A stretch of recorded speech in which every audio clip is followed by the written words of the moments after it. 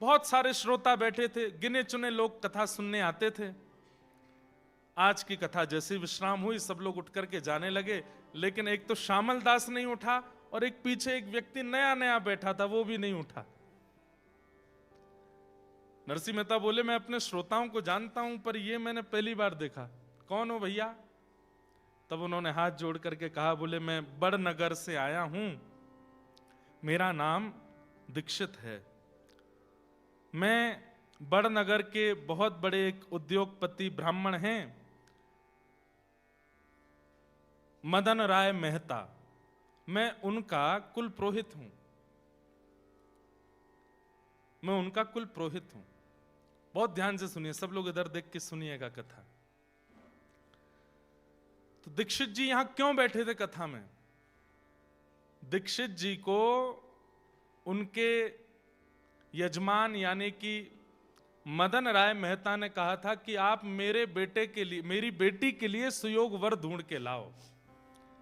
तो दीक्षित जी ने कहा कि हमारे गुजरात में जूनागढ़ है, वहां बहुत ब्राह्मण रहते हैं, मैं जूनागढ़ जाता हूं, वहां से कोई ब्राह्मण बालक देख के लाऊंगा आपकी पुत्री के लिए। क्योंकि मदन राय मेहता जो थे उस जमाने में 10 लाख की संपत्ति के स्वामी थे, बहुत बड़े आदमी थे, और उनकी पुत्री ब्राह्मणी, उसके लिए ऐरा गैरा कोई हो नहीं सकता था। तो इसलिए उनकी पुत्री के लिए सुंदर वर ढूंढने के लिए, पति ढूंढने के लिए ये दीक्षित जी निकले थे। तो मदन राय मेहता ने जूनागढ़ के सारंगधर नाम के एक व्यक्ति को पत्र लिख करके दिया कि मैं अपने कुल पुरोहित को भेज रहा हूं, मेरी बेटी के लिए अच्छा वर मिले, आप इनको जूनागढ़ में अच्छे ब्राह्मण परिवार दिखा दीजिएगा। ध्यान से सुनिएगा। तो जो सारंगधर जिसको पत्र लिखा था, उसने सोचा कि मदन राय इतने बड़े परिवार है, इतने धनवान हैं, उनकी बेटी से अगर मेरे बेटे का ब्याह हो जाए तो कितना अच्छा रहेगा। तो सारंगधर के पास जब दीक्षित जी आए तो सारंगधर जी ने कहा, आप बाहर तो बाद में देख लेना, पहले मेरा ही बेटा देख लो। तो दीक्षित जी ने जब उनका बेटा देखा तो बेटा व्यसनी लगा, चेहरे से ही व्यसनी, देखने से ही पता चल रहा था कि व्यसन करता है। तो उन्होंने कह दिया, भैया हमको तुम्हारा बेटा भा नहीं रहा, और दिखाओ। तो 2-4 उनके मित्र थे, उनके बेटे दिखाए, वो भी नहीं भाए। जब कहीं भी कोई बेटा नहीं भाया तो सारंगधर ने विचार किया, इनको कोई का बेटा भाई नहीं रहा है, अब क्या करें। तब 2-4 जो मन चले थे, जो चिढ़ते थे नरसिंह मेहता जी से, उन्होंने कहा, बोले अब ये कोई नहीं भा रहा है, बहुत बड़ा राजकुमार चाहिए, तो इनको एक काम करो, वो श्यामल दास है ना नरसिंह मेहता का, वो दिखवा दो। जब उसको देखेंगे तो अंत में ये आएगा कि भाई इस पूरे नगर में इतना बढ़िया कोई है ही नहीं, तो लौट फिर के तुम्हारे बेटे का ही तिलक करके चले जाएंगे। श्यामल दास से मिलवाओ। अब लोग बाग भक्तों के साथ करना तो चाहते हैं छल, लेकिन ठाकुर जी उस छल को सुंदर क्रिया में परिवर्तित कर देते हैं। अब वो दीक्षित जी को भेज दिया, बोले देखो पूरे जूनागढ़ के अच्छे लड़के देख लिए, आपको कोई पसंद नहीं आया, अब एक ही बचा है, उस जैसा भगत, उस जैसा सुंदर, उस जैसा सुयोग्य लड़का अगर आपको पसंद नहीं आया तो फिर आपके लिए इस धरती में कोई लड़का है नहीं। बोले कौन? बोले हमारे यहां नरसिंह मेहता है, उनका बेटा श्यामल दास। आहा, दीक्षित जी इसीलिए कथा में बैठे थे। नरसिंह मेहता जी का प्रवचन सुनकर के उनके भाव तो भर ही गए, तुरंत गए, बोले मैं मदन राय मेहता का कुल पुरोहित हूं, आपका पुत्र श्यामल दास, उसको देखना चाहता हूं। नरसिंह मेहता बोले क्या देखना चाहिए बैठा, यही है मेरा पुत्र। पीछे मुड़ करके देखा तो नेत्रों में आंसू, भाव विभोर श्यामल दास पड़ा है। ये स्थिति देख करके दीक्षित जी बोले, भैया मैंने लड़के तो बहुत देखे, लेकिन कथा में इतने भाव से बैठ के कथा सुनने वाला लड़का मैंने नहीं देखा। नैन नक्श देखना दूर की बात, बाकी की चीजें देखना दूर की बात, उन्होंने तो पक्का कर दिया, बोले यही हमारे यजमान की बेटी के लिए, इससे अच्छा बेटा नहीं मिलेगा। नरसिंह मेहता बोले रुकिए रुकिए रुकिए, इतनी जल्दी निर्णय मत लीजिए। शास्त्र आज्ञा करते हैं कि पुत्री के लिए वर देखने में 4 चीजों का ध्यान रखना चाहिए। पुत्री के लिए वर देखने में 4 चीजों का ध्यान। सबसे पहला, कुल, कुल कैसा है। दूसरा, देखना चाहिए शीलवान है कि नहीं, कहीं बहुत ज्यादा आडंबर वाले तो नहीं है, कहीं बहुत ज्यादा पाखंडी तो नहीं है, क्रोधी तो नहीं है, शीलवान होने चाहिए। और तीसरा होता है रूप, लड़का सुंदर होना चाहिए। अपनी पुत्री को हम ऐसी किसी को नहीं दे देंगे, उसका रूप सुंदर होना चाहिए। और अंतिम होता है धन, हमसे थोड़े धनवान ज्यादा होने चाहिए, वहीं अपनी पुत्री को भेजेंगे हम। पुत्री का विवाह सदैव अपने से उच्च खानदान में ही करना चाहिए, यह नियम है। पिता को इस धर्म का पालन करना चाहिए। नरसिंह मेहता ये बात दीक्षित जी से कह रहे हैं कि महाराज कुल, शील, रूप, धन ये सब देखना चाहिए। धन तो मेरे पास है नहीं। कुल मेरे पास कैसा है कि ब्राह्मणों ने मुझे नागर वंश से निकाल दिया, भैया ने मुझे घर से निकाल दिया, कुल भी मेरे पास नहीं है। रूप, अब रूप तो जैसा है बस चंदन फोटा लगाते हैं ऐसा ही रूप है, बचा कुचा एक शील ही है हमारे पास, और कुछ नहीं है। दीक्षित जी बोले बस वही चाहिए और कुछ नहीं चाहिए, शीलता ही चाहिए। तुरंत नारियल निकाल करके श्यामल दास की गोद में रख दिया, तिलक कर दिया। बोले रोका हो गया तुम्हारे बेटे का। नरसिंह मेहता बोले मदन राय मेहता बहुत बड़े आदमी हैं, मैं उनके बिल्कुल पांव की धूमन भी नहीं हूं, मैं कैसे करूंगा ये सब। बोले करना तुमको थोड़ी, तुम तो बस बारात लेके आना, करेंगे तो मदन राय मेहता करेंगे सब। नरसिंह मेहता बोले देख लो भैया और थोड़ा जांच कर लीजिएगा आप, ठीक है। अब यहां दीक्षित जी जैसे निकल के आए तो वो नगर के लोगों ने कहा क्यों, कैसी रही, देखा श्यामल दास, हम तो आपसे पहले ही कह रहे थे पसंद नहीं आएगा, ये हमारा ही बेटा ठीक है, इसका तिलक कर दो। बोले तिलक उसका तो मैं करे आया। श्यामल दास बहुत बढ़िया लगा, उसकी गोद में मैं नारियल भी रखे आया, तिलक भी करे आया।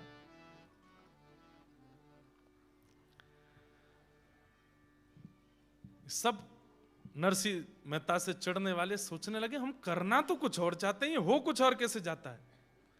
अभी नरसिंह मेहता के बेटे श्यामल दास का ब्याह वो मदन राय मेहता की बेटी से होगा।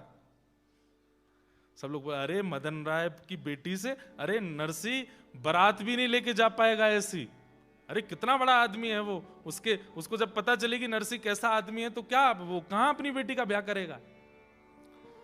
लेकिन उन मन चले लोगों का मन माना नहीं, बोले ये दीक्षित कुल पुरोहित है, इसकी बात मदन राय मेहता काटेगा नहीं, हम क्या करें। तो उन्होंने पत्र लिख दिया, मदन राय मेहता जी हम जूनागढ़ के फलाने फलाने व्यक्ति हैं, आपके कुल पुरोहित ने गलत लड़के का चयन करके तिलक कर दिया है, श्यामल दास तो ऐसा है, उसके पिता ऐसे हैं, ताल कूटा मंजीरा बजाते रहते हैं, पूरे दिन कीर्तन करते हैं, खान पीन का कोई इनका ठिकाना नहीं।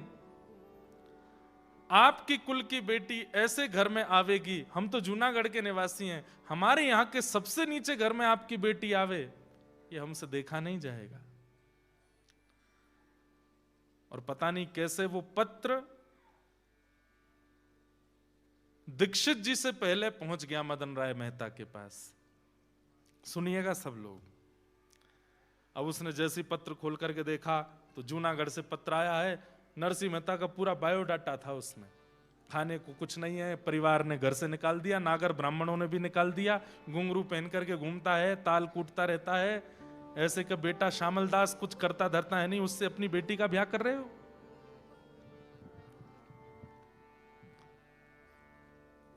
देख करके मदन राय तो बहुत परेशान हुआ, बोले मेरे कुल गुरु कैसे बेटे का तिलक करके आए। यहां पर कुल गुरु जैसे ही आए, आकर के वो तो नाचने लगे। मदन राय ने जाके चरण पकड़े, गुरुजी इतने प्रसन्न, बोले इतना सुंदर लड़का मिला है तुम्हारी बेटी के लिए। बोले मैं जानता हूं श्यामल दास। तुम कैसे जानते हो। बोले नरसिंह का बेटा। बोले हाँ हाँ हाँ वही वही वही। गुरुदेव कुल के गुरु कुल का भला सोचते हैं, आप क्या करके आए हैं।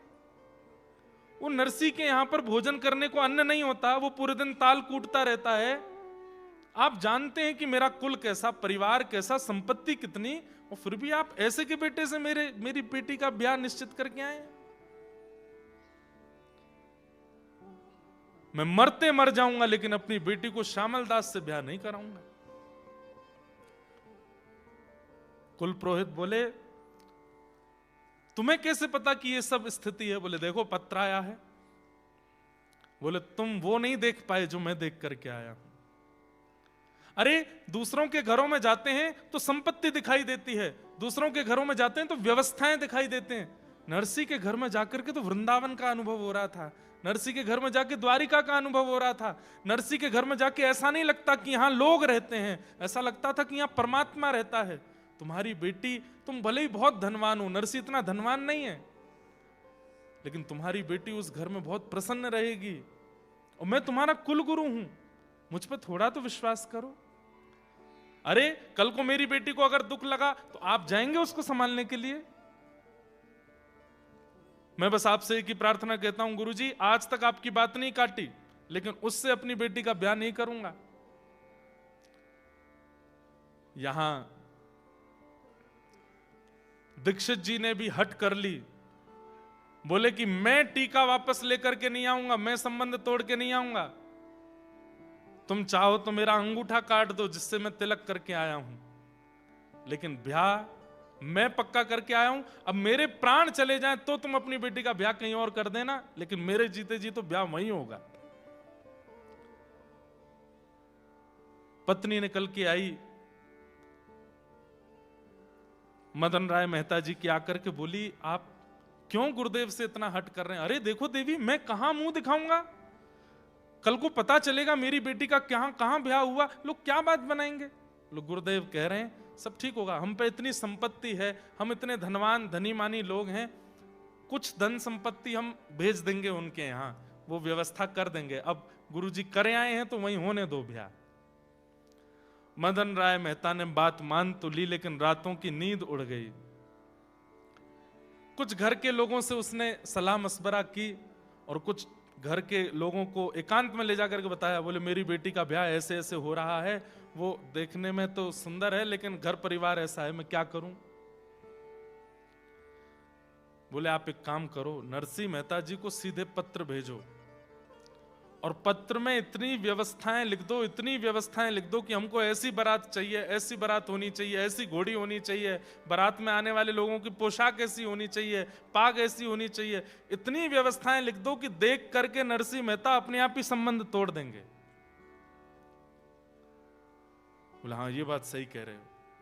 उन्होंने पत्र लिखा और पत्र में लिख दिया हमको ऐसी बारात दिखानी है, हम बहुत धनी मानी लोग हैं, लोग बाग यहाँ देखने के लिए आएंगे कि कैसी बारात है, इतने घोड़े, इतने हाथी, इतने ये, इतने वो, ऐसे रत्न, ऐसे सब पहन करके आप लोग आइएगा।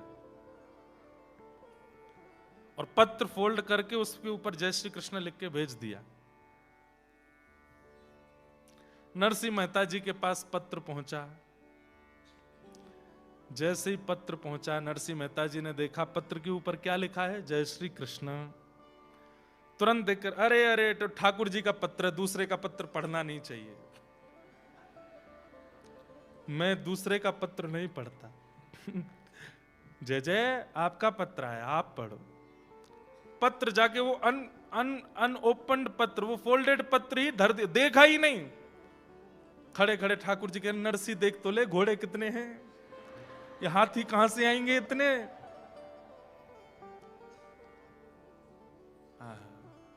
कितना समर्पण है नरसी मेहता जी के जीवन में ठाकुर जी के प्रति। धर दिया पत्र ठाकुर जी के चरणों में। कैसे ना माने ठाकुर जी, क्यों ना आवे ठाकुर जी, उसका समर्पण तो देखिए, नरसी का भाव तो देखिए। केवल कृष्ण लिखा है पत्र के ऊपर, तो उस पत्र को खोलूंगा नहीं, ठाकुर जी का पत्र है।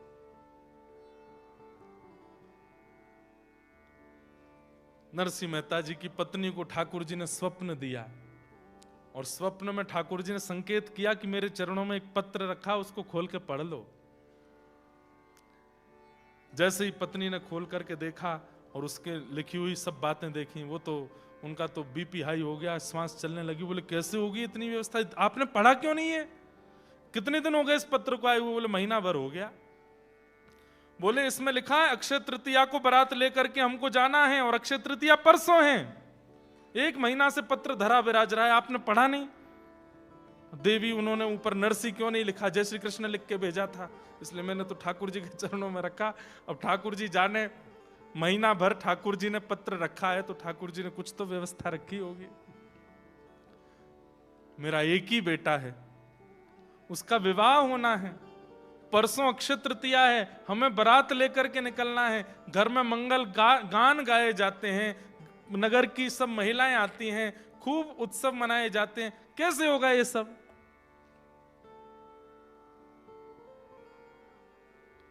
लाज रखो गिरधारी, मोरी लाज रखो गिरधारी, मोरी लाज रखो गिरधारी, मोरी लाज रखो गिरधारी।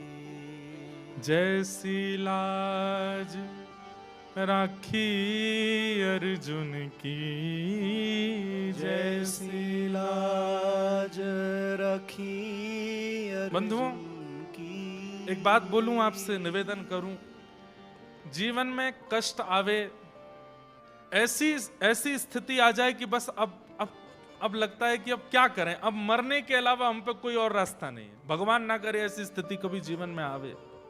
पर एक बात हमारी लिख लीजिएगा, हर व्यक्ति के जीवन में 5 अग्नियां आती हैं। आपका जीवन चाहे जितना बड़ा हो, 80 वर्ष का है, 90 वर्ष का है, 100 वर्ष का है, 5 बार ऐसी परिस्थिति आएगी कि आप टूट जाएंगे। वो पंचअग्नि है। मैं डराने के लिए नहीं बोल रहा हूं, ये हम सबका जीवन ऐसे ही डिजाइन किया है ठाकुर जी ने। 5 बार ऐसी परिस्थिति आती है कि आप बिल्कुल इस स्थिति में आ जाएंगे कि अब हम करें क्या। और एक बात कह दूं, संसारी व्यक्ति जब होता है ना, विषय भोग में लगा है, उसके जीवन में ये 5 परिस्थिति धीरे धीरे आती है। और कई बार 3 आई, उससे पहले उसके प्राण निकल गए, 2 रह जाती हैं, उनको भोगने के लिए उसको फिर जन्म लेना पड़ता है। अगले जन्म में 5 उस जन्म की, 2 पूर्व जन्म की, कितनी हो गई? 7। फिर 7 वो कंप्लीट नहीं कर पाता, 3 होती हैं, फिर प्राण निकल जाते हैं, फिर उसका तीसरा जन्म होता है, तो अगली की 5 और पिछली की 3 हो गई, तो कितनी बची? 4। 5 और 4 9। फिर उसके अगले 9 बार ऐसी परिस्थिति आती कि मृत्यु जैसा हो। 9 तो वो कंप्लीट कर ही नहीं पाता, 3 कंप्लीट करता है, फिर अगला जन्म, फिर वहां पर 6 और 5। हम आप सब लोग ऐसे ही करते आए। हमारा इस जन्म का हिसाब तो कंप्लीट हुआ नहीं, पूर्व का चल रहा था, इस जन्म का और ऐड ऑन कर लिया हमने उसमें। ऐसी परिस्थिति हम सबके जीवन में आती है कि जब बिल्कुल मृत्यु जैसी स्थिति। लेकिन जब व्यक्ति भजन में लग जाता है ना, नाम जप करने लग जाता है, गुरु आश्रित हो जाता है, वृंदावन भजने लगता है, सत्संग करने लगता है, तो ठाकुर जी क्या करते हैं? ठाकुर जी कहते हैं, इसके जीवन की जितनी अग्नियां हैं जल्दी जल्दी सब भेजो, खत्म करवाओ, कोई पेंडिंग मत छोड़ो। चित्रकेतु कहता है अभी तो एक खत्म हुई है, बोले खत्म होती दूसरी भेज, दूसरी खत्म होती तीसरी भेज, चौथी भेज, जल्दी जल्दी खत्म करवा। इसीलिए कई बार नाम जापकों को ऐसा लगता है भोगी सुखी रहते हैं, हम इतने दुखी रहते हैं, क्यों? ठाकुर जी आपका हिसाब खत्म करवा रहे हैं। इस जन्म का, पूर्व जन्म का, पूर्व का जितना आपका बचा है सब नष्ट करो। इसलिए कई लोग कहते हैं महाराज जी 30 साल 35 साल 40 साल से हम भजन कर रहे हैं, ठाकुर जी का अनुभव क्यों नहीं होता? अभी हिसाब खत्म हो रहा है आपका। जिस दिन वो हिसाब शून्य होगा उसी दिन ठाकुर जी की अनुभूति होनी प्रारंभ। समझ रहे हैं बात को? ये सब बाउंसर जा रही है ऊपर से, समझिए। नरसिंह मेहता जी का एक पड़ाव कष्ट का पूरा नहीं होता कि दूसरा सामने तैयार रहता है। क्यों? ये भक्त है। भक्त के जीवन में ठाकुर जी जल्दी जल्दी कष्ट देकर के सब खत्म करवाते हैं, जल्दी सब निपट लो। आप देखेंगे हमारे वृंदावन में आकर के, मैं नाम नहीं लूंगा, लेकिन अधिकतर महापुरुषों को आप देखेंगे शरीर में कोई रोग है, किन्हीं को शरीर में कोई रोग है, किन्हीं को कोई। मैं तो जितने महापुरुषों से मिला हूं सबके कुछ ना कुछ है। उनका भोजन शुद्ध, उनकी रहनी शुद्ध, उनका नियम शुद्ध, उनका जीवन शुद्ध, सब कुछ शुद्ध, उसके बाद भी उनके शरीर को रोग कैसे हो गया? और व्यसनी जो रात दिन पीते रहते हैं उनको कुछ नहीं हो रहा है, क्यों? ठाकुर जी कष्ट नहीं दे रहे हैं, उनका जो इस जन्म का, पूर्व जन्म का, पूर्व से पूर्व जन्म का जो कर्म बंधन बचा है, जो शेष रह गया है, उसको निकलवाते हैं, निवृत्त करवाते हैं। इसलिए मैं अनुरोध करता हूं कि कष्ट आ जाए तो भोग लो, उसको समाप्त कर लो, उससे भागो मत, बस ठाकुर जी का नाम मत छोड़ना। और ये पद सूरदास जी का अगर याद हो जाए तो कभी ऐसी परिस्थिति आ जाए कि बस अब मृत्यु दिखाई दे रही है और कुछ नहीं, ठाकुर जी के आगे बैठ के गा लिया कीजिए, जैसी लाज राखी अर्जुन की, जैसी लाज राखी अर्जुन की, भारत युद्ध पछारी, ओ भारत युद्ध पछारी, सारथी हो के रथ को हाँ क्यों, सारथी हो के रथ को हाँ क्यों, सारथी हो के रथ को हाँ क्यों, सारथी हो के रथ को हाँ क्यों, चक्र सुदर्शन धारी, मोरी लाज रखो गिरधारी, मोरी लाज रखो गिरधारी,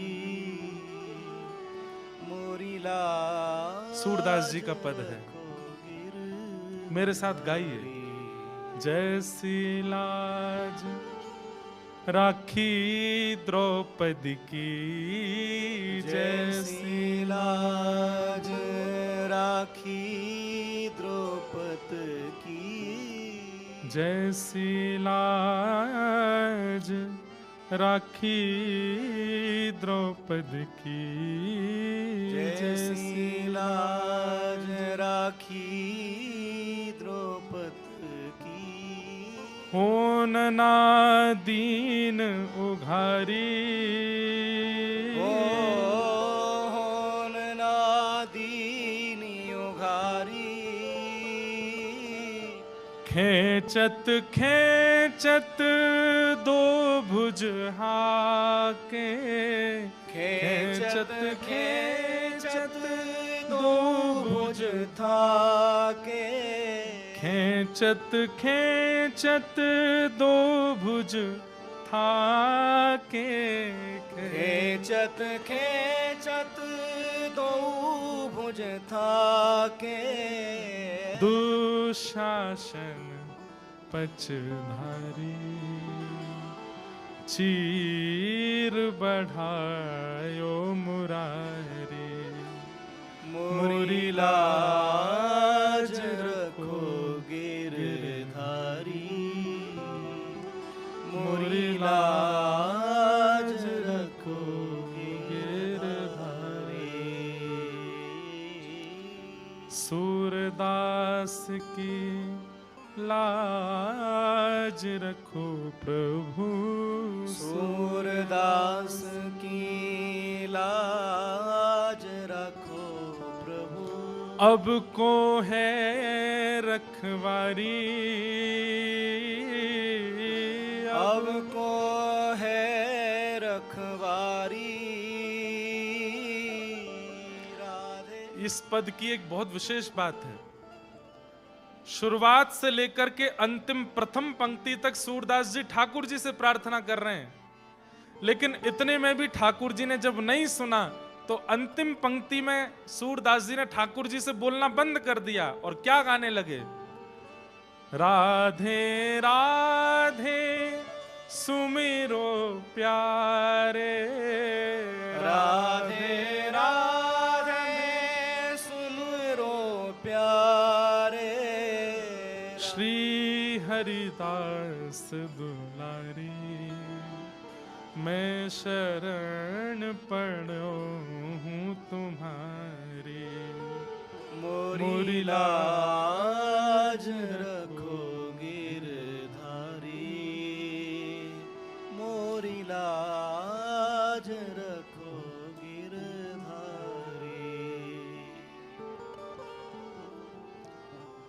सूरदास जी कह रहे हैं कि भैया ये नाएं सुन रहे, किशोरी जी की शरण में जाओ। हमारे व्रज में एक और सूरदास हुए, उन्होंने ठाकुर जी का खूब भजन किया, तो ठाकुर जी प्रकट हो गए और प्रकट होकर के बोले अब मैं तुम्हारे सामने आ गया हूं बाबा, अब भजन करना बंद कर दो, अब मैं आ गया हूं, मेरे चरणन में प्रणाम कर ले।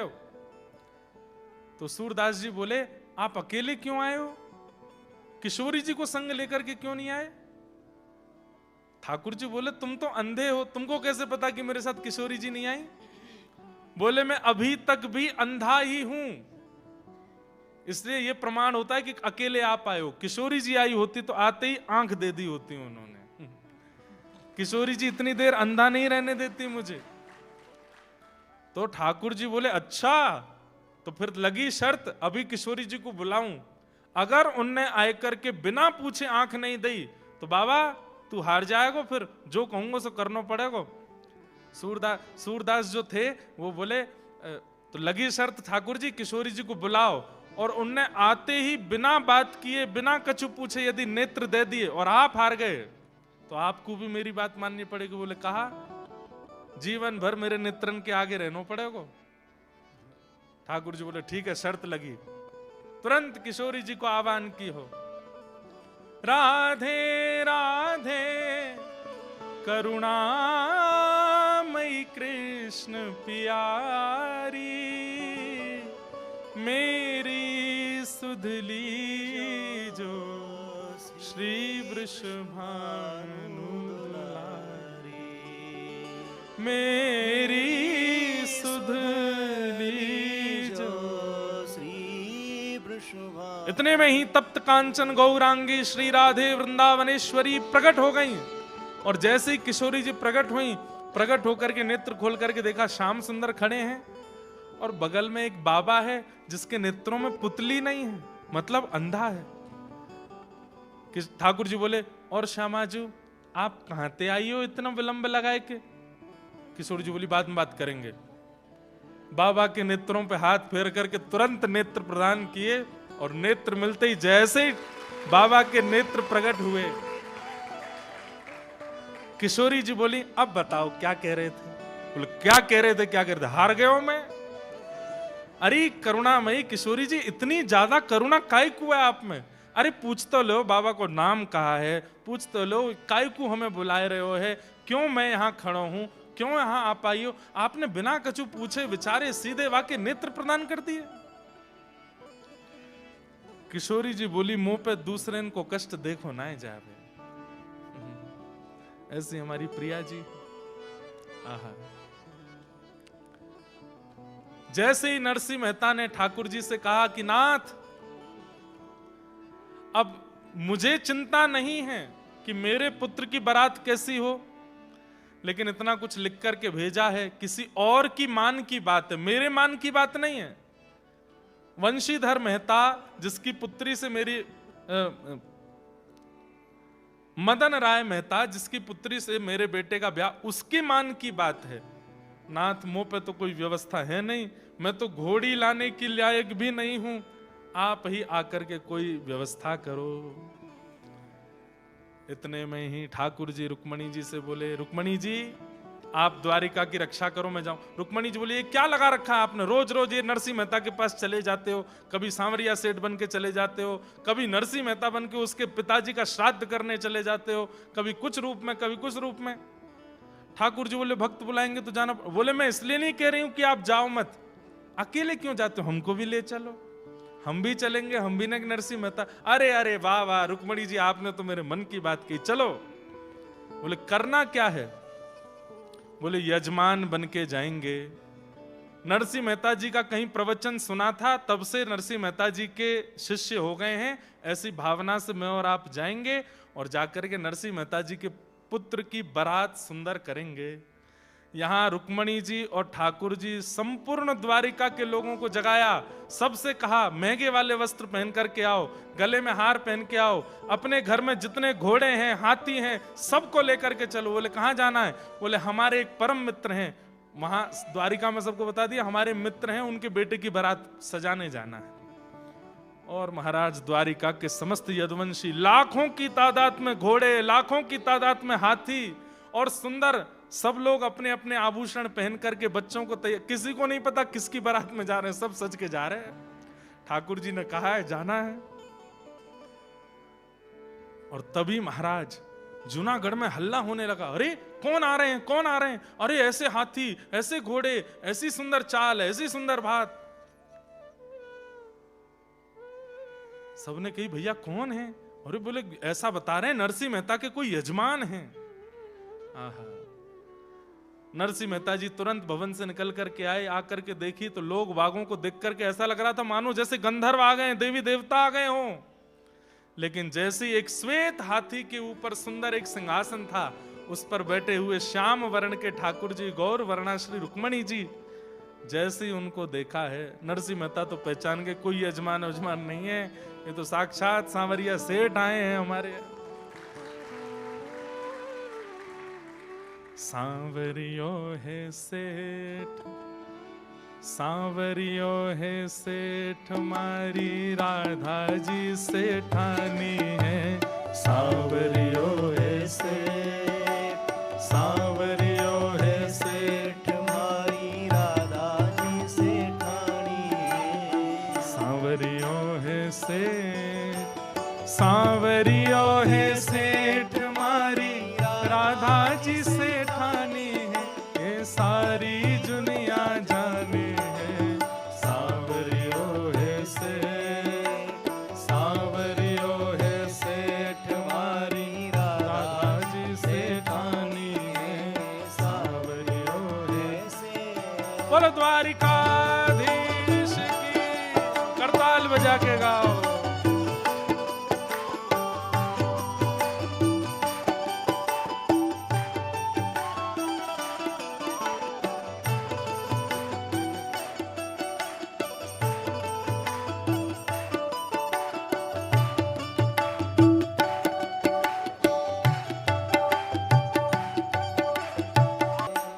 सांवरियों है सेठ, मारी राधा जी सेठानी है। ये तो सारी दुनिया जाने रे। सांवरियो है सेठ, सांवरियो है सेठ, मारी राधा जी सेठानी है सेठ। हे सुख दुख में सांवरिया, सुख दुख में राधा जी, सदा मेरे साथ हैं।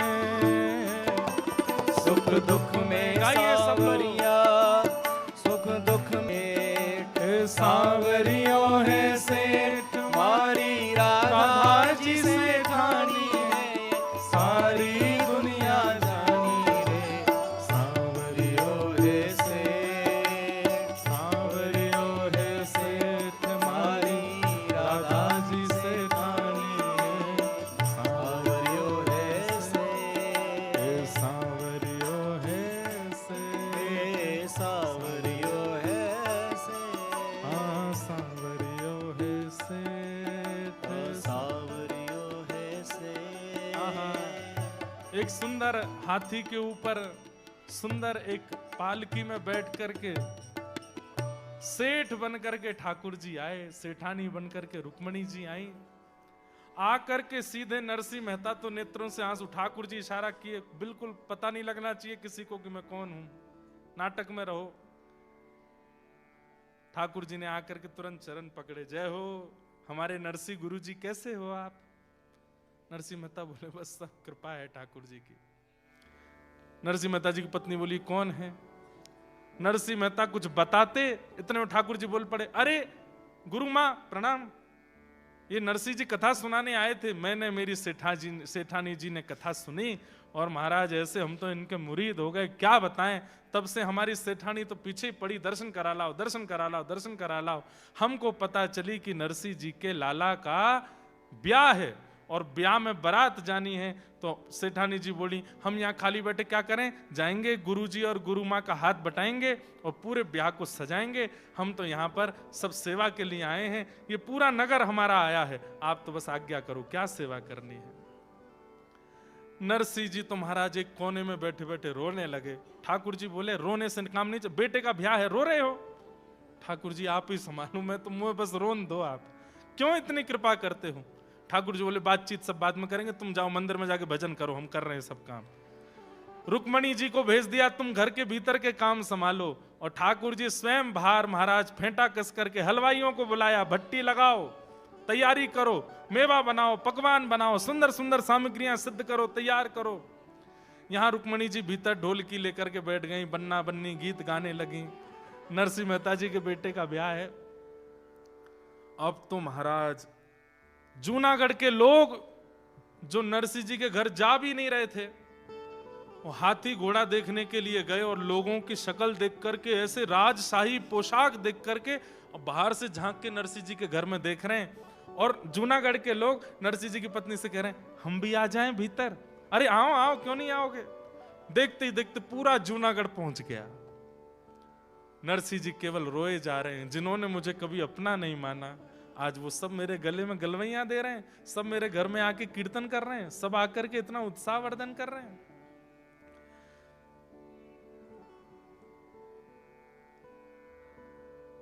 सांवलदास, ठाकुर जी ने ढूंढा कहां है सांवलदास, दूल्हा कहां है। पता चली वो भी दूसरे मंदिर में कहीं रो रहा है। ठाकुर जी गए, ए भाई श्यामलदास काय को रो रहे हो, आप कौन। बोले हम तुम्हारे पिताजी के श्रोता हैं। अच्छा चलो आओ, तुम्हारा ब्याह है, घोड़ी पे बैठना है। मेरा तो मन नहीं, पिताजी ने क्यों। अबे मन तो किसी का नहीं होता, लेकिन करना तो पड़ता है, चलो। ठाकुर जी लेकर के गए। ठाकुर जी ने श्यामलदास को नवाया, संग में अपने सब सखा लगाए द्वारिका के, सुंदर इत्र लगाया, धोती अपने हाथ से पहनाई, दुल्हा को तैयार कर रहे हैं, सुंदर पोशाक पहनाई, तिलक स्वरूप पत्रावली ठाकुर जी अपने हाथ से श्यामलदास के पत्रावली कर रहे हैं, सिर पर पाग पहनाई, सिरपेज पहनाया, जैसे ही एक मोर पिछ लगाया, आहा ऐसा लगा कि ठाकुर जी के पुत्र अनिरुद्ध हों, इतना सुंदर। ठाकुर जी बोले मैं दिखा तो दूं जरा उस मेहता को, मेरे नरसिंह के लिए कह रहा है कि वो ताल कूटा, मेरी बेटी से अपने बेटे का ब्याह करे। अब देख तेरी बेटी फीकी लगेगी मेरे नरसिंह के बेटे के आगे। अब देखो कैसी बारात, सुंदर घोड़ी लेकर के आए। महाराज नाल नहीं थी, घोड़ों के पैरों में नाल होती है ना, नाल की जगह सोने मड़े हुए हैं। श्यामलदास जी का पुत्र बैठाया गया और महाराज हाथी घोड़ा लेकर के बैंड बाजे सब बज रहे हैं। बैंड बाजे कौन बजा रहे हैं, इंद्र बजा रहे हैं। इंद्र कहीं पर कोई करताल बजा रहे हैं, नारद जी वीणा बजा रहे हैं, सरस्वती जी वीणा बजा रही हैं। सब रूप बदल बदल करके आए हैं और ऐसी बारात की महाराज देखते बनती है। यहां वो ब्राह्मण बोला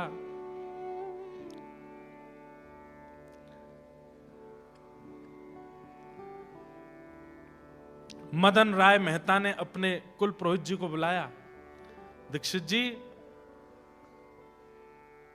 कल अक्षय तृतीया है और कल बारात आनी है, मुझे दूर दूर तक कोई आश्चर्य तो लग नहीं रहा है कि बारात आने वाली होगी। मेरी तो नाक कटने वाली है, मेरे इतने रिश्तेदार आ रहे हैं, इतने नातेदार आ रहे हैं, इतना बड़ा मैंने मंडप बनवाया, इतने लोगों की भोजन की व्यवस्था की है, इतना सब कुछ किया है, कहीं ऐसा ना हो कि ये नरसिंह मेहता पुरानी टूटी किसी बैलगाड़ी में अपनी बारात लेकर के आ जाए। थोड़ी व्यवस्था संभलवाया हो, मैं कुछ आपको धन द्रव्य दे के भेज रहा हूं, आप जाकर के नरसिंह मेहता से कह दो अच्छी व्यवस्था, अच्छी पोशाक पहन करके आवे, देख तो आओ बारात कैसी। दीक्षित जी बोले ठीक है जाता हूं। ये तो निकले जूनागढ़ की ओर, तब देखे तो थोड़ी दूर जाते ही महाराज वहां तो बैंड बाजे बज रहे हैं, खूब जोर जोर से उछल उछल करके बड़े देव जैसे दिखने वाले, गंधर्व जैसे दिखने वाले लोग नृत्य कर रहे हैं। दीक्षित जी को भी लगा ये तो कोई बड़े धनी मानी की बारात होगी, नरसिंह की कहां होगी। निकलने लगे बीच में से, बोले भैया मुझे चलते चलते 2 घंटा हो गए, ये बारात पूरी नहीं हो रही है, किसकी बारात है? एक से पूछा भाई कौन की बारात है? इतना पूरा रोड घेर करके चल रहे हैं, इतनी जोर जोर से नाच रहे हैं और इतने सुंदर सुंदर सब लग रहे हैं, किसकी बारात है? बोले नरसिंह जी की बारात है। दूसरा बोला नरसिंह जी नहीं, नरसिंह जी के बेटे की बारात है। तो दीक्षित जी एक बार तो सोचे, नरसिंह? बोले हाँ। अच्छा कोई सेठ नरसिंह होगा, उसके बेटे की बारात? अपना नरसिंह तो ऐसा नहीं हो सकता, उसके तो बेटे की घोड़ी ऐसी होगी जैसे बिल्कुल अंतिम क्षण चल रहा हो। श्यामल दास की बारात पूरी होते ही घोड़ी परम पद को प्राप्त होगी, वो तो ऐसी बारात होगी, वो ऐसी कहां हो सकती है?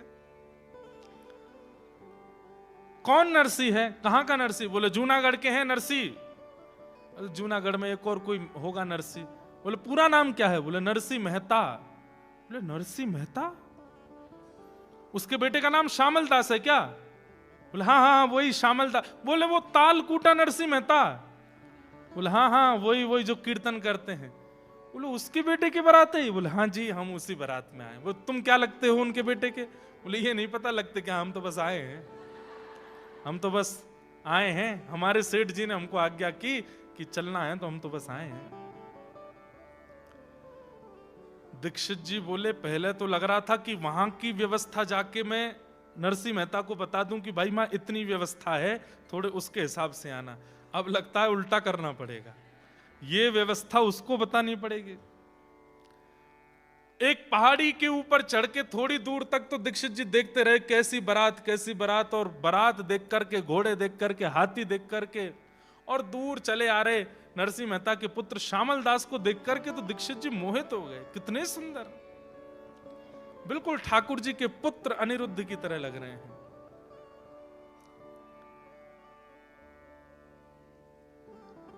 दीक्षित जी दौड़ करके वापस गए। वहां पर मदन राय मेहता बैठा था। हाँ कोई खबर सुध आ रही है? बारात वरात कुछ आप दे आए ना, जो मैंने आपको 10-5 हजार रुपए दिए थे वो दे आए ना उनको वस्त्र खरीदने के लिए? बोले ये पकड़ अपने 10-5 हजार रुपए, और सुन अपना घर बेच दे, अपनी संपत्ति बेच दे, अपने घर के सारे बर्तन बेच दे, सोना चांदी सब दाव पर लगा दे, उसके बाद भी उस बारात में जो घोड़े आ रहे हैं उनको घास नहीं खिला पाएगा। इतनी बड़ी बारात है, घोड़ों को घास नहीं खिला पाएगा, बारातियों को भोजन तो बहुत दूर की बात है। बोले हैं ऐसा? बोले मैं झूठ नहीं बोल रहा हूं।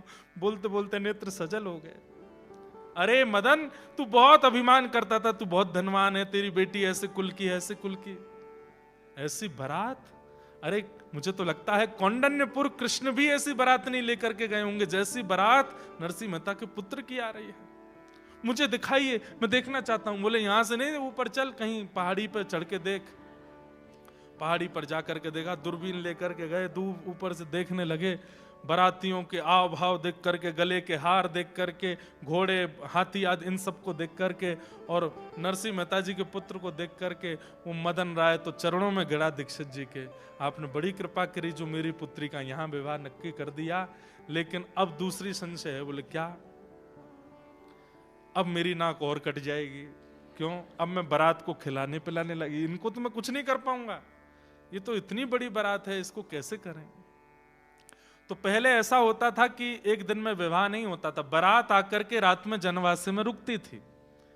अब यहां कोई 1-2 लोग होंगे जिनकी ऐसी ब्याह हुए हों कि बारात आज आ गई, फिर 2 दिन तक गांव के बाहर स्कूल में रुकती है, कहीं धर्मशाला में रुकती है, घर के लोग बाग वहीं उनको भोजन प्रसादी पवाते हैं। ऐसा हमारे पिताजी, हमारे पूर्वजों की तो ऐसी बारात हमने सुनी है। आजकल तो ऐसा नहीं होता, एक ही दिन में सब होता है। तो नरसिंह मेहता जी अपने पुत्र की बारात लेकर के पहुंचे। ठाकुर जी ने उस नगर के, बड़ नगर नाम था, तो बड़नगर के बाहर ही तंबू आदि लगा दिए, पूरी बारात वहीं रुकी, वहीं सबका भोजन प्रसाद पानी सब हो रहा था। तो कहते हैं कि जब बारात आती है तो सबसे पहले ससुर जी, साले साहब, लड़के के, वो सब आते हैं पूछने के लिए कि सब ठीक है, कोई व्यवस्था में दिक्कत तो नहीं। तो मदन राय मेहता अपने कुल पुरोहित दीक्षित जी को लेके गया, बोले आप चलो मेरे साथ और नरसिंह मेहता जी से थोड़ा बोलो कैसे करेंगे, हम तो इतनी व्यवस्था तो हमने करी नहीं है। हमने तो जो तंबू पंडाल भी बनाया वो भी 500-600 आदमियों के लिए बनाया, हमको तो लगा नहीं था इतने लोग आएंगे, यहाँ तो ये लाखों की तादाद में आए हैं, अब क्या करें। बोले नरसिंह जी बहुत सरल हैं, तुम चलो, चल करके चरणों में प्रणाम कर देना, सब तुम्हारा मंगल हो जाएगा। तो चलो। अब ये वहां पहुंचे, वहां जाकर के बारात जहां रुकी थी वहां जाके पूछने लगे, बोले सेठ जी कहाँ हैं। और वहां सेठ जी नरसिंह जी को कोई नहीं जानता था, सेठ जी सब ठाकुर जी को ही जानते थे। अच्छा सेठ जी वो सामने वाले तंबू में हैं। मिलते मिलाते सबसे पहुंचे, जैसे ही तंबू के भीतर प्रवेश किया, सुंदर सा सिंहासन, उस पर ठाकुर जी बैठे थे। ठाकुर जी को देख करके मदन राय मेहता बोले अरे ये तो कितने सुंदर हैं। नरसिंह मेहता कितने, दीक्षित जी भारी रुक गए थे, बोले मैं नहीं जाऊंगा, अभी तक तुम ही प्रणाम करके आओ, टीका मैंने किया, अब आगे काम तुम करो। ये तो भीतर गए, चरणों में गिरे, सेठ जी आपको मैं प्रणाम करूं, मेरे तो बस आप नरसिंह जी, मुझे लोगों ने बहका दिया था, मुझे पत्र में लिख के भेजा कि आप तो ताल कूटा हो, मुझे क्या पता आप तो धन कूटते हो, आप तो रत्न कूटते हो। मुझे ऐसा पता होता कि आप चांदी सोना खाते हो तो मैं उस हिसाब से व्यवस्था रखता, मैंने तो व्यवस्था बहुत। ठाकुर जी ने उठा, बोला नहीं नहीं नहीं नहीं नहीं, मैं नरसिंह नहीं हूं, तो मैं तो उनका दास हूं, मैं तो उनका सेवक हूं। मदन राय मेहता बोले ये तो और मरने हो गए, जब ये सेठ ऐसा है, दास ऐसा है, नरसिंह कैसे होंगे। क्या हुआ, आधी रात में ही मदन राय मेहता अपनी पुत्री को हाथ जोड़ करके, लाली मैं बहुत दुर्भाग्यशाली हूं, मैं तेरा ब्याह नहीं कर पाऊंगा, तेरा जोड़ा रखा है, तेरा सब श्रृंगार रखा है, तेरी मां है, ये कुल पुरोहित हैं, सब लोग हैं, पर मैं बहुत ग्लानि में चला गया हूं, मैं इस ब्याह को संपन्न नहीं कर पाऊंगा। बेटी तू अब देख लेना, निर्णय तेरे हाथ में, जो तुझे करना हो।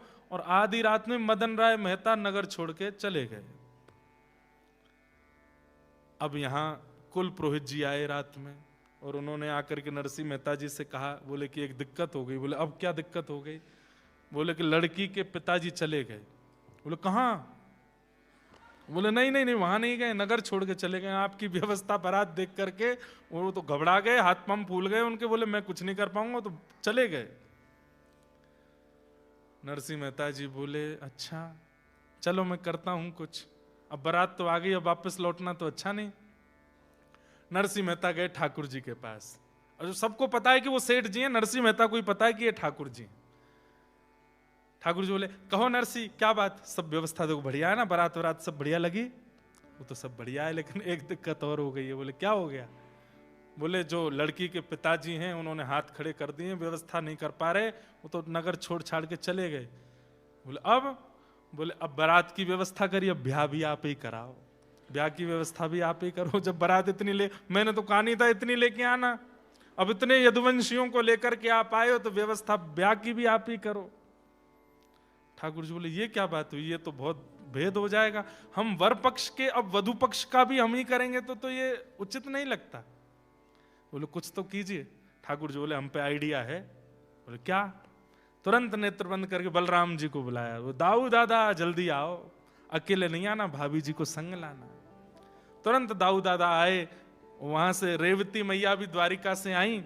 अब सोचिए ये नरसिंह मेहता के पुत्र का ब्याह है। दाऊ दादा आए, कहो कन्हैया कैसे बुलायो। दाऊ दादा एक सौभाग्य आपको देनो है। बोले काय को सौभाग्य। बोले कन्यादान करोगे। बोले कैसो कन्यादान। पूरी बात बताई, और बात बता करके कहे कि अब आपको ये सौभाग्य मिलेगा कि श्यामल दास की होने वाली पत्नी, उसके आप पिता और मां के रूप में अब आप विराजो और कन्यादान करो। दाऊ दादा के तो नेत्र सजल है। बोले हाँ लाला, एक भक्त की भक्त की बहू को कन्यादान हमको करवे को मिलेगा, ये सौभाग्य है। ठाकुर जी बोले कन्यादान ही नहीं करना है, व्यवस्था भी पूरी आपको ही करनी है।